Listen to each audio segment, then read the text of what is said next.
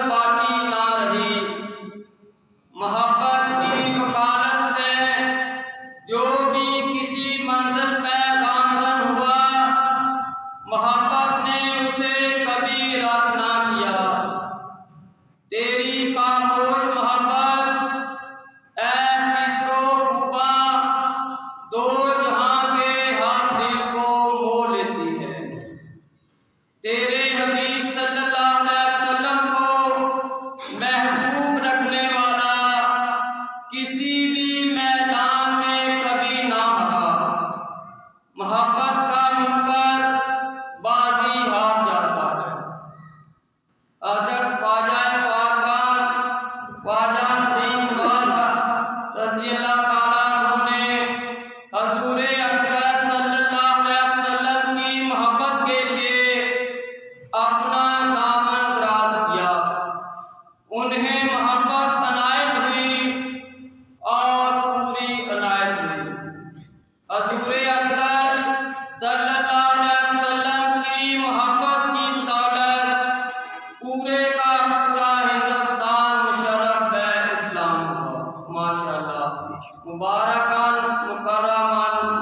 عرشکہ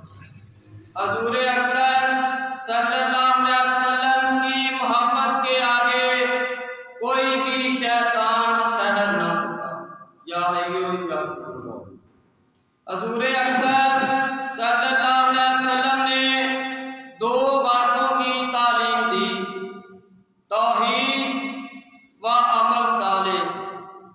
تیسری حجت الوداع کے دن فرمایا، میں آخری نبی ہوں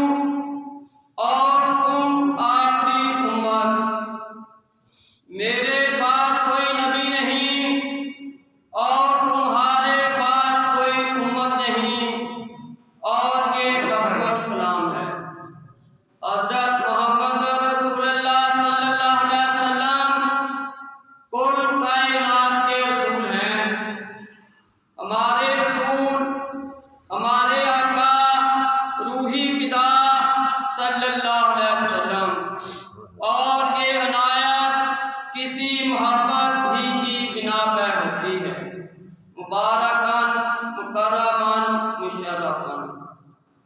جس ذکر میں میرے آقا روحی فدا صلی اللہ علیہ وسلم کا ذکر نہیں ہوتا، فیض کا نام تک نہیں ہوتا۔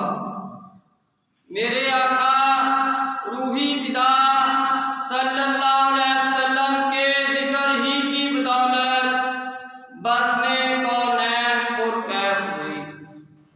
سب سے پیارا نام کسی کے پیارے کا نام ہوتا ہے، اپنے نام سے بھی پیارا پیارے کا نام ہوتا ہے۔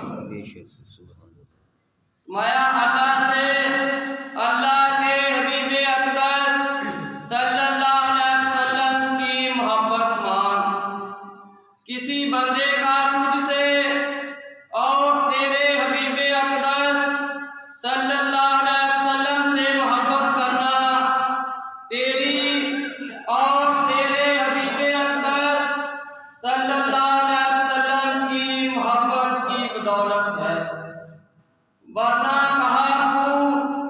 کہاں تیرے حبیب اقدس عروس مملکت عین النعیم صلی اللہ علیہ وسلم، اور کہاں ہم گناہ گاروں خطاکار بندے۔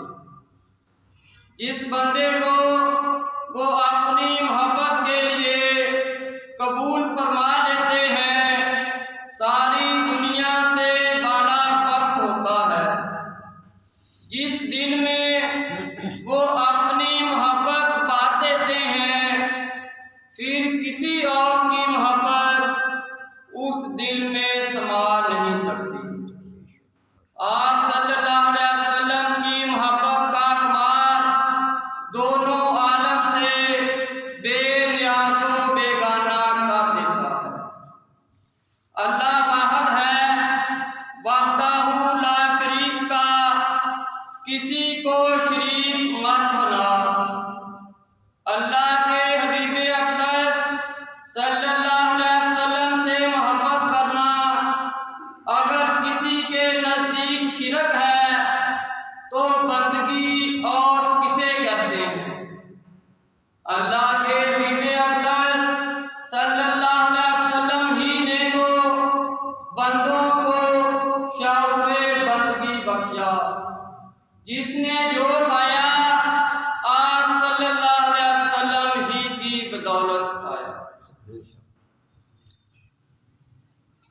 حضور اقدس و اکمل، اکرم و اجمل، اطیب و اطہر روحی فدا صلی اللہ علیہ وسلم ہی بندے کو اللہ تبارک و تعالیٰ کے حضور میں حاضر ہونے اور شرف قبولیت پانے کے آداب و احکام سکھلا سکتے ہیں، اور یہ بندوں میں اللہ تبارک و تعالیٰ کا سب سے بڑا احسان ہے کہ اس نے اپنی ذات تک پہنچنے کے راہ کا رہنما اپنے حبیب اقدس صلی اللہ علیہ وسلم کو بنایا، ورنہ نامعلوم ہم کہاں کہاں بھٹکتے پھرتے۔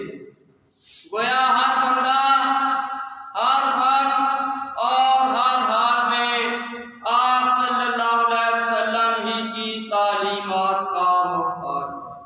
یا اللہ کے حبیب اقدس صلی اللہ علیہ وسلم کی محبت کا مقام سب سے اعلیٰ عرفہ ہے۔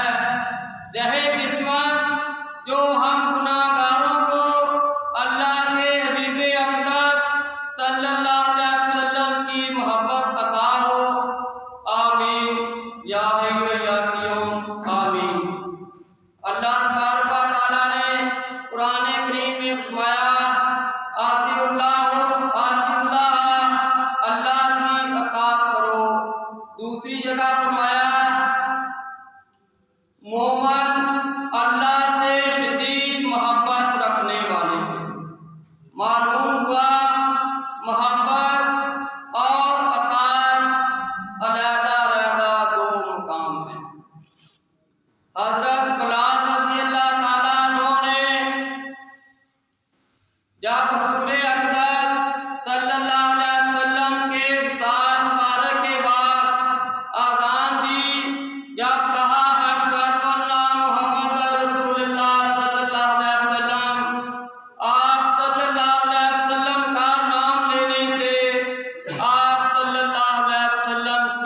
محبت غالب آ گئی اور آپ رضی اللہ تعالیٰ عنہ بے ہوش ہو کر زمین پہ گر پڑے۔ آپ رضی اللہ تعالیٰ عنہ عمل کر رہے تھے، یعنی آذان دے رہے تھے کہ محبت نے اپنا مقام عمل سے آگے کر دکھایا۔ ایک دفعہ حضرت عمر رضی اللہ تعالیٰ عنہ حضور اقدس صلی اللہ علیہ وسلم کے پاس تشریف فرما تھے کہ حضور اقدس صلی اللہ علیہ وسلم نے فرمایا، اے عمر رضی اللہ تعالیٰ عنہ، تمہیں مجھ سے کتنی محبت ہے؟ حضرت عمر رضی اللہ تعالیٰ عنہ نے عرض کی، یا رسول اللہ صلی اللہ علیہ وسلم، مجھے اپنی جان کے سوا ہر چیز سے زیادہ آپ صلی اللہ علیہ وسلم سے محبت ہے۔ آپ صلی اللہ علیہ وسلم نے فرمایا، اے عمر، ابھی تمہارا ایمان مکمل نہیں ہوا۔ پھر حضرت عمر رضی اللہ تعالیٰ عنہ نے عرض کی، یا رسول اللہ صلی اللہ علیہ وسلم، اب مجھے آپ صلی اللہ علیہ وسلم اپنی جان سے بھی زیادہ پیارے ہیں۔ تو حضور اقدس صلی اللہ علیہ وسلم نے فرمایا، اے عمر رضی اللہ تعالیٰ عنہ، اب تمہارا ایمان مکمل ہوا۔ حضرت عمر رضی اللہ تعالیٰ عنہ عمل تو پہلے ہی کر رہے تھے، کیونکہ ان کے متعلق نبی کریم صلی اللہ علیہ وسلم نے فرمایا ہے کہ اگر میرے بعد کوئی نبی ہوتا تو وہ عمر ہوتے، کیونکہ آپ کے اعمال نبیوں جیسے تھے۔ لیکن پھر بھی حضور اقدس صلی اللہ علیہ وسلم نے فرمایا، اے عمر، ابھی تمہارا ایمان مکمل نہیں ہوا۔ جو جس پہ فدا ہوتا ہے، جو جس پہ فدا ہوتا ہے، اسی کی اطاعت کرتا ہے۔ محب میں اپنے محبوب پہ فدا ہوتا ہے۔ محب کو محبوب کے عیب بھی محسن نظر آیا کرتے ہیں، یہ جائے کہ جو ہو ہی بے عیب، بے مثل، سرور کائنات، فخر موجودات، زینت ارض و سما صلی اللہ علیہ وسلم، پھر ان کی شان میں نکتہ چینی، اللہ اللہ، توبہ توبہ۔ محبت ذات سے ہوتی ہے اور ذات کے ساتھ ہی سب کچھ وابستہ ہوتا ہے۔ اسم بھی ذات کا ہوتا ہے، عمل بھی ذات کا ہوتا ہے، اور صفات بھی ذات کی ہوتی ہے۔ جب ہم اسم کو یاد کرتے ہیں تو اسم کے ذریعے ذات کو یاد کرتے ہیں۔ جب عمل کرتے ہیں تو عمل کے ذریعے یاد کو یاد کرتے ہیں۔ جب صفات کو یاد کرتے ہیں تو صفات کے ذریعے یاد کو یاد کرتے ہیں۔ ذات کی یاد ان سب سے آگے ہے۔ حضرت یعقوب علیہ السلام، حضرت یوسف علیہ السلام کی جدائی میں کئی سال روتے رہے۔ وہ ان کی ذات سے محبت تھی، نہ کہ اعمال سے۔ اگر یہ شرک ہوتا تو وہ نبی تھے، کبھی نہ کرتے، یا اللہ تبارک و تعالیٰ انہیں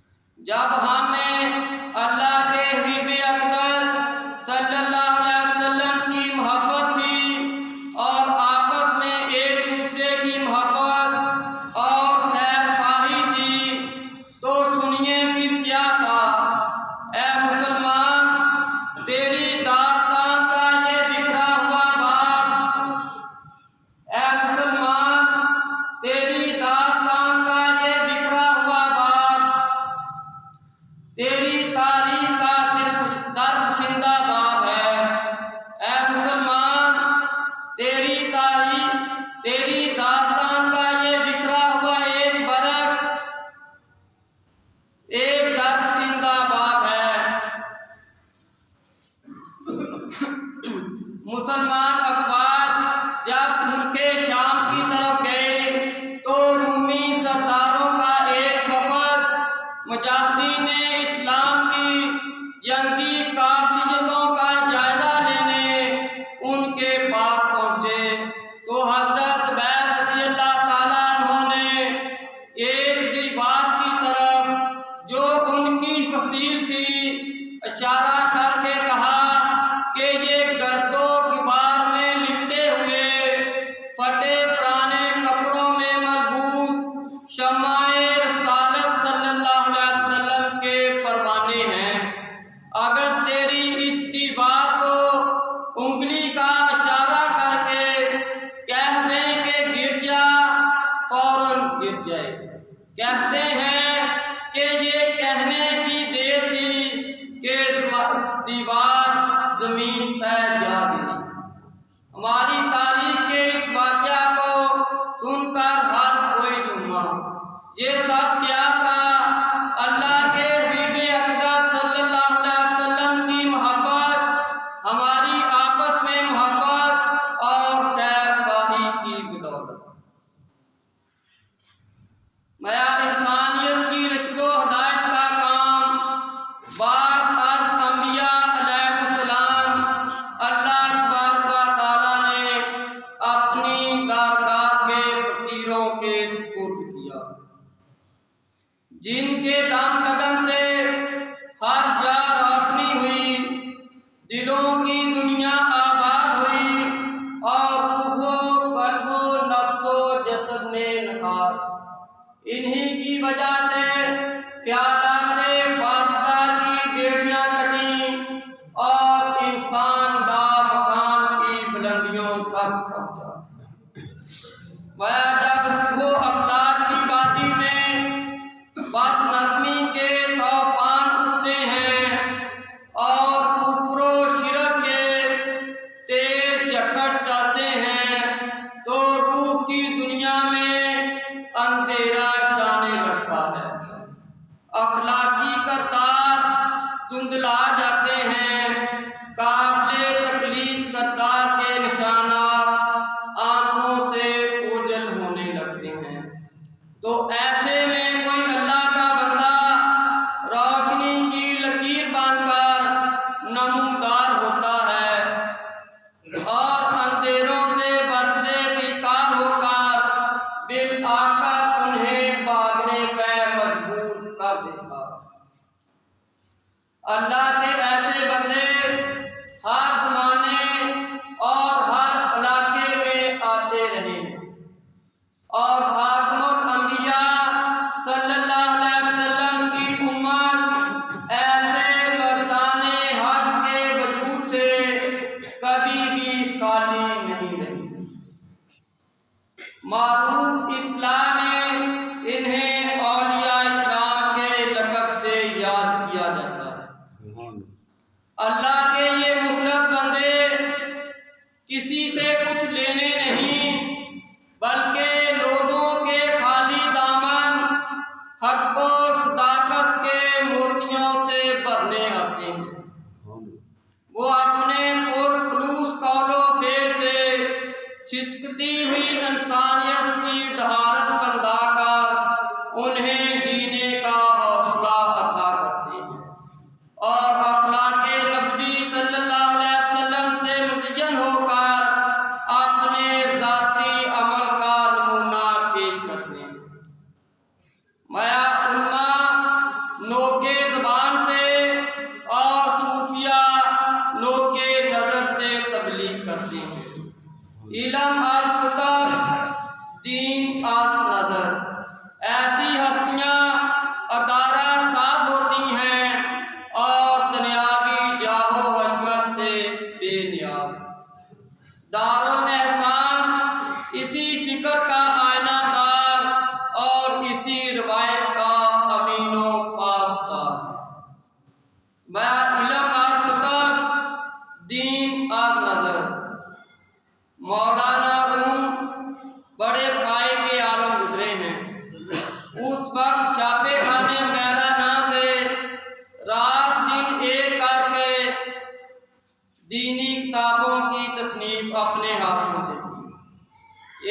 لیکن شاہ شمس تبریز رحمۃ اللہ علیہ جنگلوں بیابانوں سے پھٹے پرانے کپڑوں میں ملبوس آپ کی مسجد میں تشریف فرما۔ جب مولانا صاحب تشریف لائے تو انہوں نے اپنے کاندھے پہ اپنی زندگی کا سرمایہ اٹھایا ہوا۔ جب مولانا صاحب کی نظر آپ پہ پڑی تو سوچا کہ یہ کوئی گداگر بھیک مانگنے والا ہے۔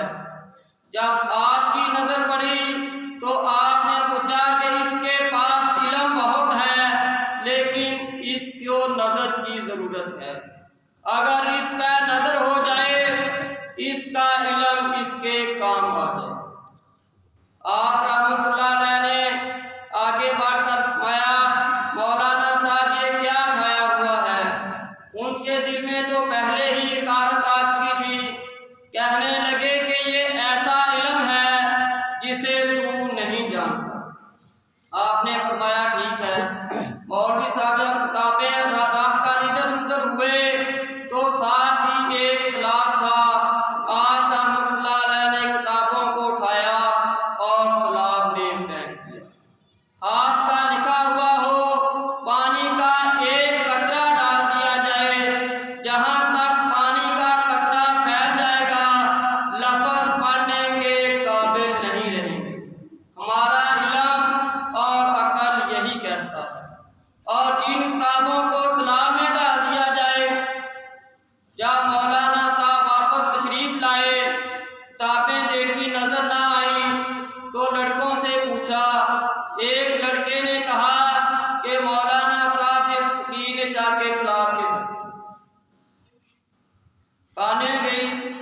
فرمانے لگے کہ تو نے میری ساری زندگی کی محنت کو ضائع کر دیا۔ آپ رحمۃ اللہ علیہ نے فرمایا مولانا صاحب یہ ایسا علم تھا جو ایک منٹ میں ضائع ہو گیا۔ اور زیادہ فیصلے آ گئے کہ ایک تو میری محنت کو ضائع کیا اور دوسرا مجھے مذاقے کر رہا ہے۔ آپ کا منشا اصل میں مذاق نہیں تھا۔ آپ کا منشا تھا کہ اس کے پاس علم بہت ہے لیکن اسے نظر کی ضرورت ہے۔ اگر اس پہ نظر ہو جائے اس کا علم اس کے کام آ جائے۔ آپ رحمۃ اللہ علیہ آگے بڑھے، تالاب میں سے 2 کتابوں کو نکالا۔ جب نکالتے ہیں تو سوکھی نکلتی ہیں، جب انہیں جاڑا تو دور نکل رہی ہے۔ مولوی صاحب دیکھ کے حیران ہو گئے، پوچھنے لگے یہ کیا؟ آپ نے فرمایا یہ ایسا علم ہے جسے تم نہیں جانتا۔ نعرہ تکبیر، نعرہ رسالت، نعرہ حیدری، نعرہ غوثیہ، تاجدار ختم نبوت زندہ باد زندہ باد تاجدار ختم نبوت زندہ باد زندہ باد۔ پھر مولانا صاحب نے اپنی نفی اپنے اشعار میں کی کہ مولوی حقت نہ شد مولا روم تا غلامی شمس تبریزی نام۔ میں جدوں اللہ ملتا فقیراں تو ملتا، خدا دی قسم راجدیراں تو ملتا، نہ حاسد فسادی شریراں تو ملتا، تے نہ شان اچھی جاگیراں تو ملتا، نہ جنگل دے جھنڈا کریراں تو ملتا، جدوں اللہ ملتا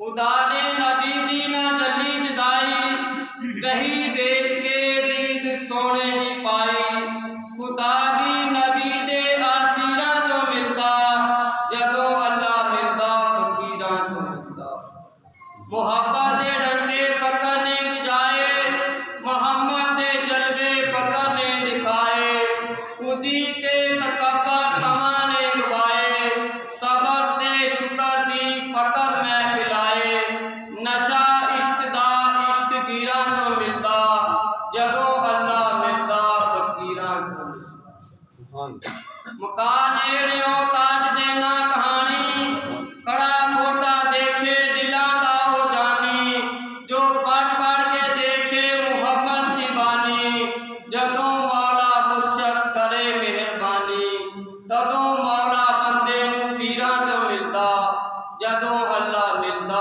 فقیراں کو ملتا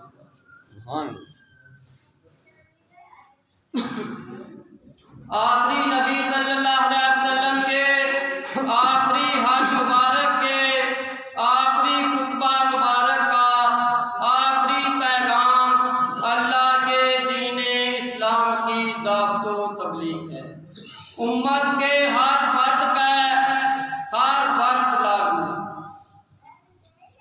بیان تبلیغ سنت موقع نبوت کی شاہکار ملی تعمیر کی معمار دین کی احیاء فرض کفایہ اور امت محمدیہ صلی اللہ علیہ وسلم کی امتیازی شان ہے کوئی اس حکم کی خلاف ورزی کا متحمل ہو سکتا ہے ہرگز نہیں اس حکم کی تعمیل دنیا و آخرت میں بہترین کامیابی کا واحد ذریعہ میرے مولا حسین شہزادہ کونین علیہ السلام نے ہمیں درس دیا اے میرے نانا صلی اللہ علیہ وسلم کی امت میں شمولیت کے دعوے داروں دنیا کا کوئی شگر تمہیں اللہ کے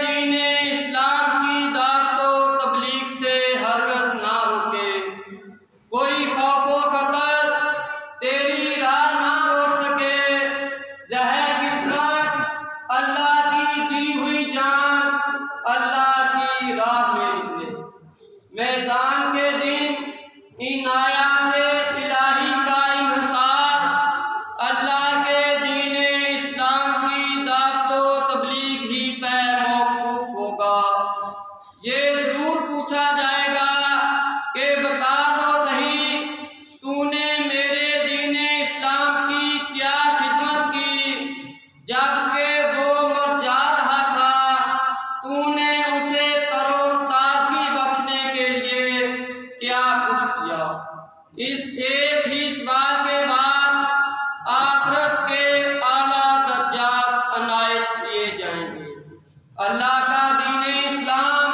اپنے ہر خادم و حمایتی کی اللہ کے حضور میں سفارش کرے گا کہ اس نے میری یہ خدمت کی اور یوں حمایت کی میں تجھ سے بڑھ کر ناقص ناپائیدار اور فانی کوئی بھی چیز نہیں یہاں تک کہ یہ مٹی کا کچا گڑھا بھی نہیں تیری کوئی بنیاد نہیں اور کوئی میعاد نہیں اگر تجھ پہ تیری اس دیس باتی کا راز منکشف ہو تو کبھی اس کھیل میں مشغول نہ ہو کوئی ایسا کام کر جو تیرے کام آئے یہ کام بھلا کیا کام ہے یہ بھی کوئی کام ہے اپنا پیٹ تو کتا بھی پالتا ہے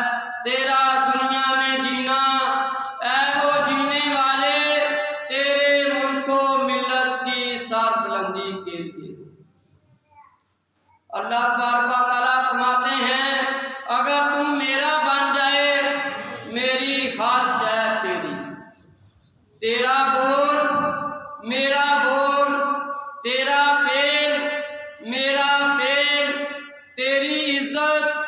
میری عزت، تیری غیرت، میری غیرت، اور میری غیرت کی بلا کون قابل سکتا؟ ہم سب کچھ کرتے ہیں، اللہ کے کام نہیں کرتے، ہر کسی کے بنتے ہیں، اللہ کے نہیں بنتے، سب کچھ رکھتے ہیں مگر اللہ نہیں رکھتے۔ اللہ کا بن کر دیکھ، ساری خدائی تیری، یہ دریا تیرے لیے، پہاڑ تیرے لیے، نباتات تیرے لیے، جماعتات تیرے لیے، پھول تیرے لیے، پھل تیرے لیے، حکمت تیرے لیے، حکومت تیرے لیے، پورے تیرے لیے، گلمان تیرے لیے، مصطفی تیرے لیے، مجتبی تیرے لیے، اور ساری خدائی تیرے ہی لیے ہے۔ اگر تو ہی نہ لے تو بتا کوئی کیا کرے؟ اے او جینے والے، قبر میں قیامت تک پچھتاتا اور کھرلاتا رہے گا کہ یہ میوے میرے لیے تھے، میں نے کیوں نہ ان کو کھایا؟ تمام شجرات میرے لیے بنائے گئے، لیکن میں اپنی نادانی کے باعث عمر بھر دھوپ میں سڑا۔ اللہ نے مجھے دنیا میں جواہرات کے خزانوں کی کنجیاں بخشی ہوئی تھیں، لیکن میں نے کسی بھی خزانے کو کھول کر نہ دیکھا۔ کاش مجھے ان نعمتوں کی قدر دنیا میں ہوتی تو دم بھر کے لیے بھی دنیا میں جی نہ لگاتا، کرتار کی مستی میں مدہوش ہو کر کون و مکان کی ہر شے کو بھول جاتا۔ مایا جو اللہ کی طرف آتا ہے، اللہ بھاگ کر اس کی طرف آتا ہے۔ ہم اللہ کی طرف نہیں، دنیا کی طرف آتے ہیں، ورنہ ایسے ہو ہی نہیں سکتا کہ کوئی صرف اللہ کی طرف آئے اور اللہ اس کا استقبال نہ کرے۔ مایا اگر تو میرا بن جائے، ہر شے تیری،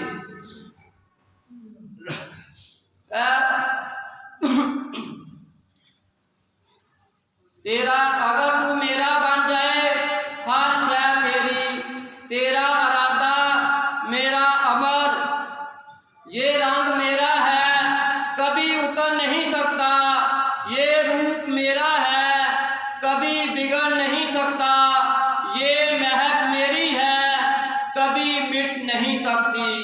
تو مجھے یاد کر، میں تجھے